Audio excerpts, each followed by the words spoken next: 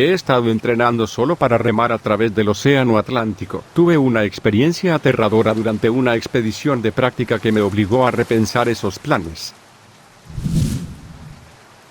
Siempre me han interesado las hazañas de resistencia. Hay algo acerca de llegar al punto de ruptura mental y físico que siempre me ha obligado. Esta obsesión comenzó cuando entrené para mi primer maratón a los 20 años. Después de eso, pasé a triatlones y finalmente a ultramaratones. Leí que algunas personas consideran remar a través del Océano Atlántico como el máximo desafío de resistencia. Solo un puñado de personas lo ha hecho alguna vez. Y la mayoría tarda meses en cruzar, meses de remar en mar abierto, a cientos de millas del ser humano más cercano y a miles de millas de la tierra más cercana. Sabía que había encontrado mi próximo proyecto. Pasé los siguientes meses preparándome, entrenando mi cuerpo, comprando un bote de remos apropiado que me protegiera y armando un equipo para ayudarme a planificar. Sabía que, para mí, el mayor problema sería pasar días y noches sin parar en mar abierto. Mi bote se veía algo similar al bote que cruza el océano en esta imagen.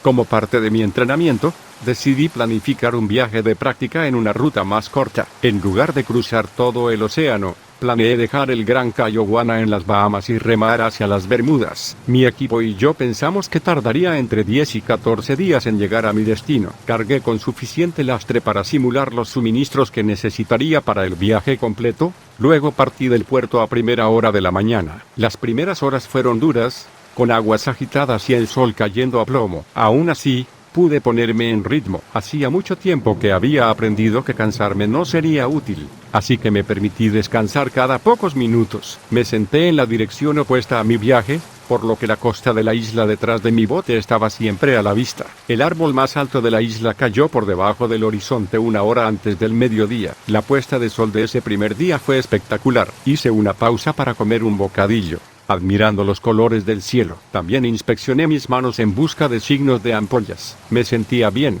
así que volví a levantar los remos y seguir remando. La temperatura descendió cuando el cielo comenzó a oscurecerse, pasando de hirviendo a templado. Cuando revisé mi GPS unas horas más tarde y vi que había viajado casi 25 millas hacia el océano abierto, decidí dar por terminada la noche.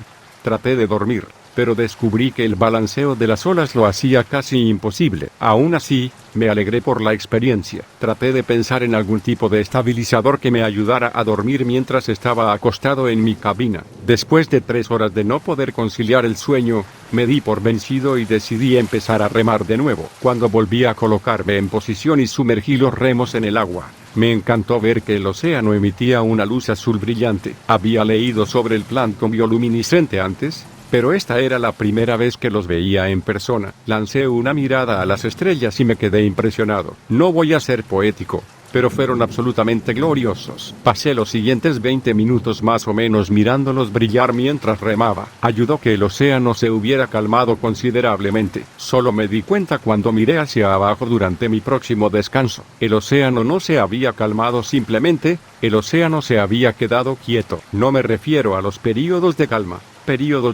que ocurren ocasionalmente cuando el viento amaina. No, esto no fue solo una falta de viento u olas, ni siquiera había ondas en el agua. El océano era un espejo negro perfectamente pulido que reflejaba el cielo negro y las estrellas de arriba. Las únicas perturbaciones que pude ver en millas a la redonda vinieron de la estela causada por mi propio bote. Miré a mi alrededor durante un largo momento, confundido. Nunca había visto algo así antes. Metí la mano en el océano y luego la levanté, tratando de sentir si había algo de viento. Nada. Después de un minuto de confusión, comencé a remar de nuevo, pensando que sería mejor aprovechar las tranquilas aguas para obtener un poco más de distancia. Pasé la siguiente media hora más o menos atravesando la inquietante quietud, atravesando la superficie pulida de las estrellas reflejadas, iluminadas ocasionalmente por un destello de plancton luminiscente.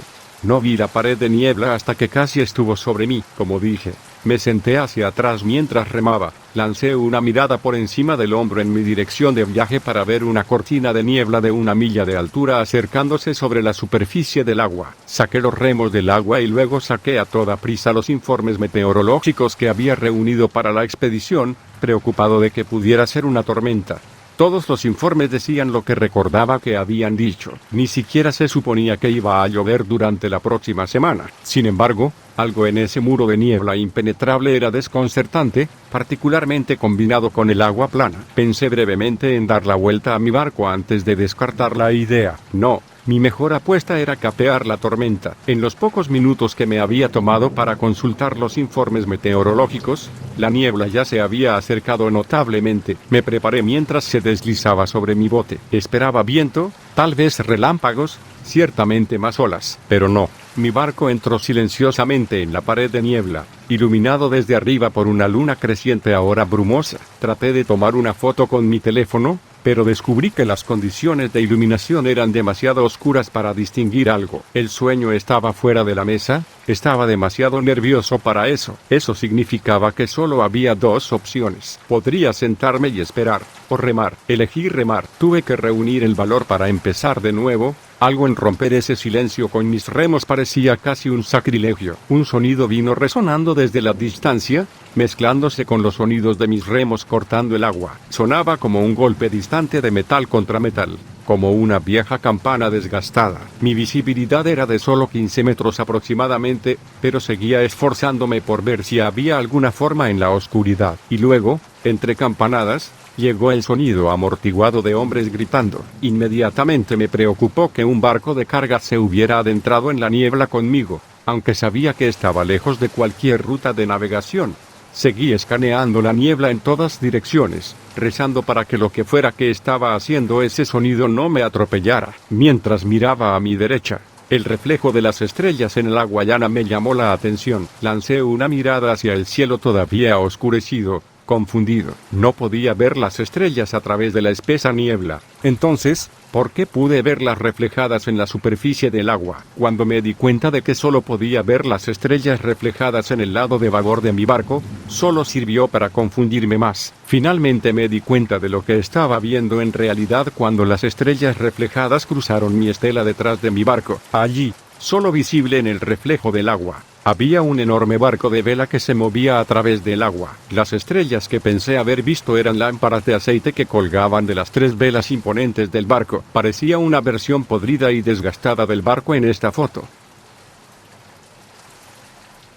No había nada real frente a mí, de eso estaba seguro, sin estela perturbada en el agua, sin formas en la niebla, pero el reflejo del barco era tan claro como el mío. Me quedé mirando el buque de guerra con alarma silenciosa, escuchando los gritos aún ahogados y el repique de la campana. El movimiento del barco continuó hacia mi estribor, retirándose en la distancia. Finalmente, las luces reflejadas desaparecieron completamente en la niebla a mi izquierda. Sin embargo, los gritos y gemidos continuaron resonando desde mi derecha. «¿Hola?», grité. Las voces se detuvieron repentinamente y luego se reanudaron. Estalló un coro de murmullos, cada vez más cercano. Destellos de plancton bioluminiscente azul atravesaron la niebla. Algo venía de esa manera. A 10 metros de distancia, la niebla comenzó a oscilar y agitarse como si algo se moviera a través de ella. Debajo de la agitación, los destellos azules se volvieron más rápidos y brillantes. A medida que se acercaban los destellos, vi sus figuras reflejadas en el agua azul brumosa. Un grupo de hombres harapientos caminaba hacia mi bote con los brazos extendidos. Comencé a remar, tirando del agua como si estuviera en una competencia corta de velocidad, apenas logrando alejarme de las figuras antes de que pudieran alcanzarme. Mis piernas ardían y mis pulmones luchaban, pero mantuve mi ritmo todo el tiempo que pude. Varios minutos después del último avistamiento del destello azul, finalmente reduje la velocidad. Durante la siguiente media hora, mantuve la cabeza en un giro, buscando a mi alrededor esas luces reveladoras. Estaba tan concentrado en ellos que salir de la niebla fue una completa sorpresa. Observé la enorme cortina desaparecer en la distancia, todavía tratando de darle sentido a lo que había visto. Antes de que pudiera tomar ninguna decisión, una ola de cansancio me invadió. Me arrastré hasta la cabaña. Me acosté y pronto me quedé dormido. A la mañana siguiente me desperté con el bendito sonido de las olas rompiendo contra mi barco. Salí al sol y saqué mi GPS para ver qué tan lejos había logrado remar durante la prueba. Al principio, pensé que debía estar roto. Dijo que había viajado casi 800 millas durante la noche. Lo apagué y luego lo volví a encender. Mostraba exactamente la misma ubicación, a unas pocas millas de la costa de Bermudas. Lancé una mirada hacia el horizonte, estupefacto al ver el contorno brumoso de una isla. Cogí los remos y comencé a remar de nuevo. Llegué a mi puerto previsto antes del mediodía.